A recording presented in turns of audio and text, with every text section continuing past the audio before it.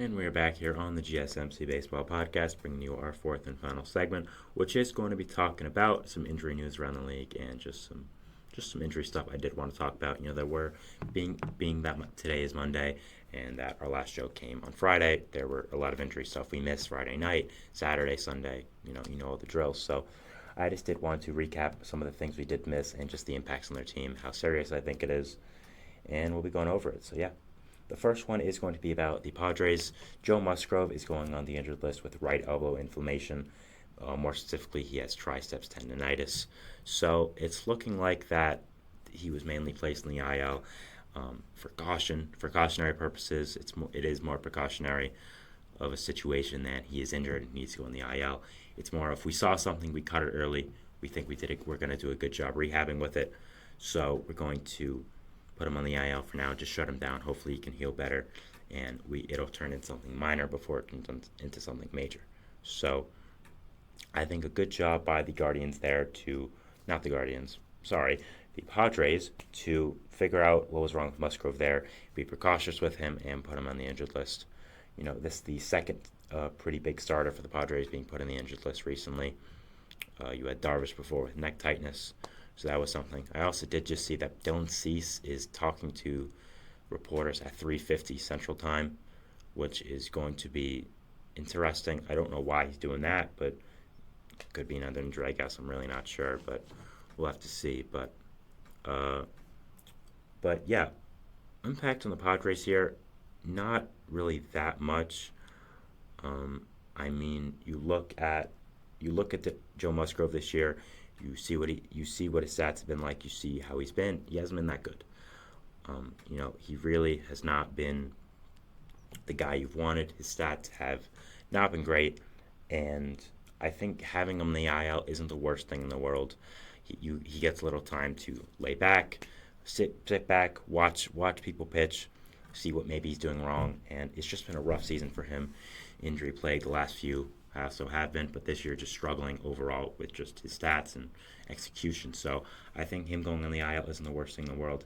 Gives him a step back, and maybe this is what was bothering him, why he was doing so poor.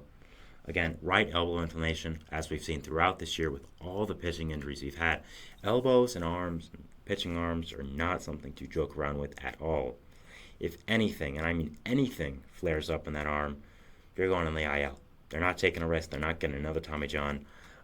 Just Tommy John has come for everyone this year. It's just been insane. So I think teams are knowing nowadays, we see anything with that arm, anything at all, you're done. You're on the IL. That's it. No more questions. You're done. You're on the IL for as long as time as you need. So I think teams just desperately want to make sure that people don't get Tommy John, don't have a significant injury, and I think that's what the Padres are doing. They're putting him on the IL before it gets serious. As a precautionary aspect here. So, I think that's really what this is, and I guess good for the Padres for being overcautious with him. And I think just it's good for Musgrove overall that he is going to get to be able to sit back, just watch baseball, see what he's doing wrong, and see just kind of not how to pitch again, quote unquote, but just to see what to do, watch his colleagues, and just sit on the sidelines. So. Wyatt Langford for the Texas Rangers is out 3 to 4 weeks with a hamstring strain. So usually I would be very sad because, as you guys know, I have championed Wyatt Langford all this year. I think he's a great player. He's going to be a significant contributor to this Rangers team for years to come. They called him up at the start of the season to be the starting DH. I think that was a great decision. He hasn't been that great. Yes, I know. I've been watching.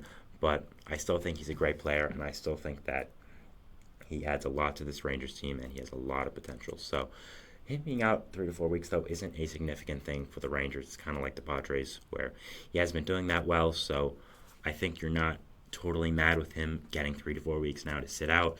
Just watch the game from a new angle, maybe have an epiphany of what he's doing wrong. It could all should just be, okay, this guy just got out of college. He's a rookie. He's just overwhelmed by MLB pitching so far. And,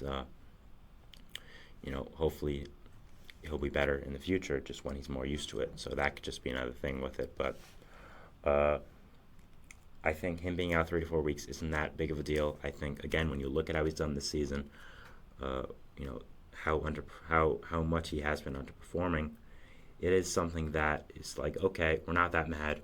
We can sit on the sidelines 3 to 4 weeks, just watch everyone play, and hopefully something can happen. So, with his little mindset and just overall what's going to happen with him. So, unfortunate break though for the Rangers. Again, I think he's a really good player, and I think they would have liked to keep him in the lineup, but they have a lot of depth. Mainly Ezekiel Duran, who I think is going to be the guy that fills in for Wyatt Langford here, probably playing all around the diamond to get some people days at DH and kind of get them off their feet, just swinging some days. So I think that's a good thing for the Rangers. But again, Langford has been underperforming, but he's still a rookie. I still believe in him. He gets 3 to 4 weeks now to just watch baseball, have a reference point of maybe I'm doing this wrong, maybe I'm doing that wrong. We'll have to see.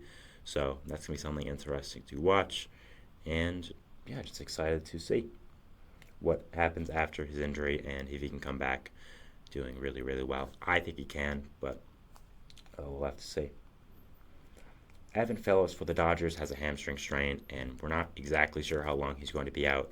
Phillips, of course, is the star closer for the Dodgers. One of these guys the Dodgers picked up off waivers, turned him into a great player, and now is their closer, of course. I mean, that's what good organizations do. That's what the Dodgers did, and no surprise that they did it. Interestingly, though, they did pick him up off waivers a few years ago from the Rays, who are also known, like the Dodgers, to be a team that is analytical heavy, like most teams nowadays, but more than usual, and knows how to develop these kind of players. So it's interesting that the Rays can fix him, but the Dodgers did. But yeah, he's been a really great closer for them since coming over. Turned into a high leverage reliever to a closer, and has been really, really good. So losing him for the Dodgers, of course, isn't great. Not exactly the break you want to see here, and not exactly what you want to see if you're a Dodgers fan. But the Dodgers have so much pitching depth. I mean, they got back Blake Trinan in the transaction that they put Evan Phillips on the injured list with. You have other guys like Brusdar Graterol, who I love. I think is a really great pitcher. I think he'd be doing a lot better than he is right now, but I still think he's a really good player and overall has a lot to give this team. And his fastball is really, really good, a really great pitch. So I think that could be potentially a guy that fills in. Trinan's going to be interesting. He hasn't pitched in a little while for the Dodgers. I think it's been over a season, so that's going to be something interesting to see, how Trinan does come back from his injury and if he is a significant piece in this Dodgers bullpen now with Phillips out. That'll be something really fun to watch. I mean, 2022 had 5 outings for the Dodgers, had none last year, and just got his first outing back with the Dodgers here. 1 inning pitched, so obviously has pitched 6 innings over 3 years, so obviously has been out for a long, long time. So going to be interesting to see where he does factor in the Dodgers bullpen and what role he does play here. That'll be something to watch. Trey Turner. We're going to the Phillies now. One more. Sorry, that was kind of a weird little transition. The last part of this here, but Trey Turner, he is out for 6 weeks with a hamstring strain, which is a big blow to this Phillies team. When you look at this Phillies team, you see how good they've been. You see how well they've done. They just overtook first place from the Braves. They've done really, really well. So I think that with them right now, that Turner has been one of the biggest landmarks of this season for them, and one of the biggest guys that has done really well for them and kind of ushered in this great Phillies team of this year, the one that is first place in the National League East above the Braves. Turner's done really, really well. Had a rough season last year, but since the Phillies fans gave him that big standing ovation, I mean, he's been really, really good. So props to them. I mean, he has 1.6 WAR in 137 at bats, OPS of 852, 145. He's also stealing a lot of bases. Has 10 already, only 1 caught stealing. So classic Trey Turner. So he brings a lot of value not only in the batter's box but in the field as well, playing defense, running the bases. So losing Turner with how well he's done this season, with how well the Phillies have done, I'd say is a big blow. But the Phillies do have a lot of depth. I think Edmundo Sosa is probably going to slot in there to be the Phillies opening day not opening day, to be the Phillies everyday shortstop. I think he's a fine guy to slot in there and make as a starter for the time being. So 6 weeks is a significant amount of time. Unfortunate for the Phillies that he is out that long, but I think when you're as active on the base pass and as active of a player as Trey Turner is, you're going to get hurt at some point, and it is going to just happen at some point. So, yeah, again, unfortunate, but it is what it is, and just how it works. So, yeah, those are the injury news and updates I want to go over for this weekend, and just the stuff I didn't get a chance to talk about. Joe Musgrove with right elbow inflammation, Wyatt Langford out 3 to 4 weeks, Evan Phillips with a hamstring strain, and Trey Turner out for 6 weeks with a hamstring strain as well. So it's all those guys, significant players on their teams. They play significant parts in their teams for how well they've been doing as well. I mean, all 4 of these teams are really great. So you're watching their teams and seeing how they do recover from this, but it's not positive. All, of course, getting these injuries, but some do have some silver linings, like a Joe Musgrove, maybe even like a Wyatt Langford. So, but we'll be watching the updates on these guys, but I did just want to talk about them and talk about what's going on with them. So, yeah, that is the end of our show today, guys. I want to thank you so much for watching. Remember to like, subscribe, hit the notification bell to not only get notified when I upload, but also when all the other great content creators on this channel upload. We invite you to follow us on Facebook, Twitter, TikTok, Instagram for more content and updates. Thank you so much for watching again. Have a great day. We'll see what baseball throws at us tomorrow, and we'll see you later. Bye, guys. Thanks.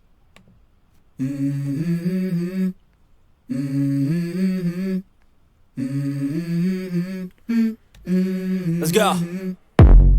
I wake up to a little bit of drool on my pillow, feel like it's gonna be a bad day. Yeah, I'm tired of shit, and the coffee ain't hit yet. Damn, ain't that great. I don't wanna go to